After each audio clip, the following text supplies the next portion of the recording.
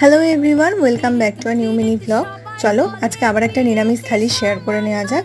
ভাত, নিম আলু ভাতে, ডাল সেদ্ধ, পাঁপড় ভাজা আর এরকম মিষ্টি দই।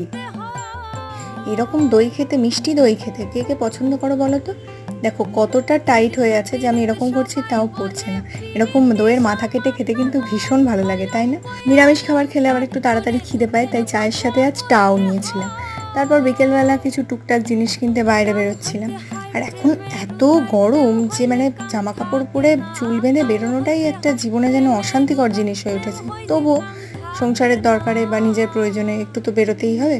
আর যেহেতু ভেজের দিন, তো কিছুই খাওয়া হয়নি বাইরে, তাই বাড়িতে এসে মা বানিয়েছিল চিঁড়ের পকোড়া। খুব ভালো খেতে হয়েছিল। সত্যি চিড়ে দিয়েও যে এরকম ভালো একটা খাবার বানানো যায় আমার জানা ছিল না। আজকের ভিডিওটা এই পর্যন্তই। ভালো লাগলে প্লিজ লাইক করে দিও, আর সবাই ভালো থেকো, সুস্থ থেকো, টাটা।